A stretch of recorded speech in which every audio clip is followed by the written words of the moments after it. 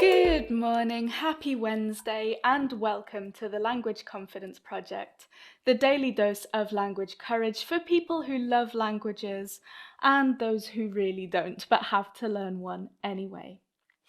And today we're carrying on the conversation that we started yesterday. It's going to last all week about the things we can do to genuinely be more resilient in the face of setbacks or negative feedback.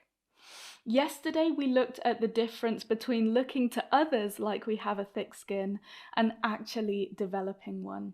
And today, in this episode, we're going to start to look at the self-talk that can help to fortify us when we get feedback that makes us bristle, with two things that you can say to yourself or stick on your wall to make things a bit easier. So imagine this, you've psyched yourself up to talk to a native speaker in your new language. Maybe you do it a lot, maybe you don't, but the person comes back with some comment or observation that just takes the wind out of your sails a bit. Might be pleasantly delivered, maybe they were really impatient, or maybe it was somewhere in between. But you, right now, are at risk of leaving that interaction feeling pretty dejected about your whole language ability and your whole journey. So in those moments, here are two things to remember. Number one, just because someone said it, it doesn't mean it's true.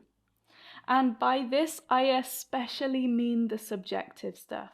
Your accent's annoying. Your mistakes are annoying. You talk too slowly. You talk too fast. And to that, I would say lots of people find lots of things annoying.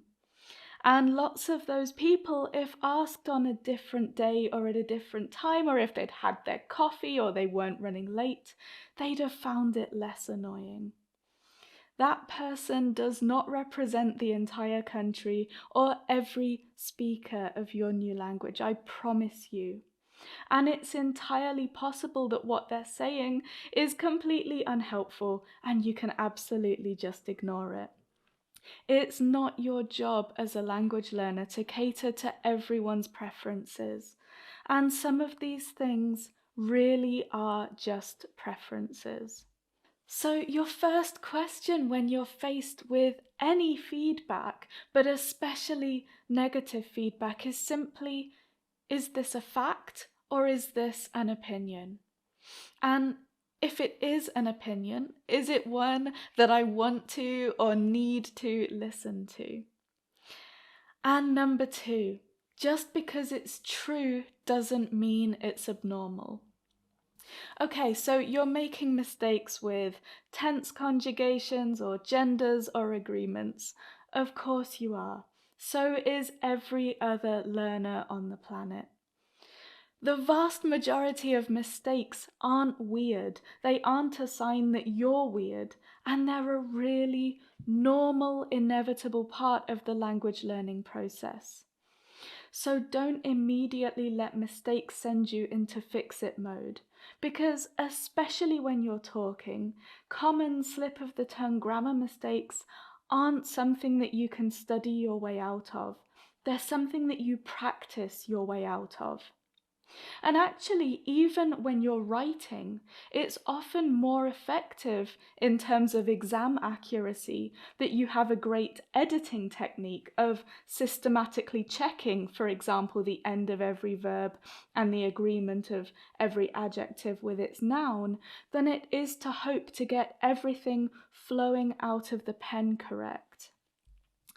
And that's the thing, isn't it? As soon as people make normal parts of a process feel shameful or feel unacceptable, whether they mean to or whether we just take it that way, we move away from working on them in a calm, problem-solving way and into emotion, into blaming ourselves or beating ourselves up about that thing. That mistake, or whatever it is, stops being a neutral data point that could be really useful to us and starts being a point of friction. And it sends us all these signals about not being good enough that can derail our journey. And the only way to get around that is to keep reminding ourselves in all the ways we can, what we tell ourselves, what we read, what we listen to, that these issues are normal. They're part of the process that almost everyone goes through, and they do have solutions. You really are doing okay. You are doing all the normal things that make up all the parts of a normal language learning process. And I know it's frustrating. I know it's so easy to just be so desperate to skip all these stages. But every time you get feedback, every time you make mistakes, it's a sign that you're still showing up, you're still trying, you're still coming out of your comfort zone, and all of those things are worth celebrating. Have a wonderful day, and I will see you tomorrow.